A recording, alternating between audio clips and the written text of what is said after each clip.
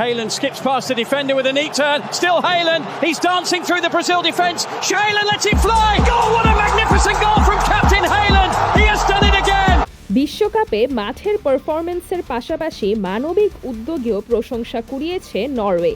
2026 বিশ্বকাপ বাছাই পর্বে ইসরায়েলের বিপক্ষে ম্যাচের টিকিট বিক্রি থেকে পাওয়া পুরো অর্থ যুদ্ধবিধ্বস্ত গাজা সহ বিভিন্ন সংঘাতপূর্ণ অঞ্চলের মানুষের চিকিৎসা ও মানবিক সহায়তায় দান করেছে নরওয়ে ফুটবল ফেডারেশন।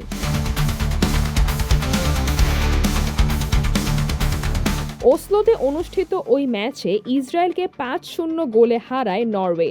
ফেডারেশনের সভাপতি লিসা ক্লাভেনেস জানান, যুদ্ধের শিকার সাধারণ মানুষের পাশে দাঁড়ানোর দায়িত্ববোধ থেকেই এই সিদ্ধান্ত নেওয়া হয়েছে। পাশাপাশি নরওয়ের একটি বিনিয়োগ প্রতিষ্ঠান তহবিলে আরও 30 লাখ নরওয়েজিয়ান ক্রোনার অনুদান দেওয়ার ঘোষণা দিয়েছে। ক্লাভেনেস বলেন, এই অর্থ এমন একটি সংস্থার হাতে দেওয়া হয়েছে যারা গাজায় প্রতিদিন জীবন রক্ষার কাজ করছে এবং সরাসরি যুদ্ধক্ষেত্রে প্রয়োজনীয় চিকিৎসা সহায়তা পৌঁছে দিচ্ছে।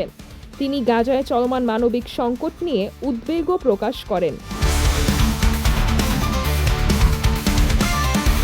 মাঠেও দারুণ ছন্দে ছিল নরওয়ে।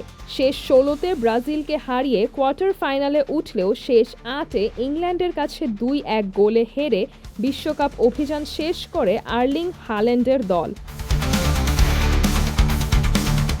তবে সবচেয়ে বড় বিষয় হচ্ছে, ফুটবলের লড়াইয়ের বাইরে মানবিকতার ম্যাচেও জয়ী হয়েছে নরওয়ে। সিজরাতুল আভা, দৈনিক আওয়ার বাংলাদেশ।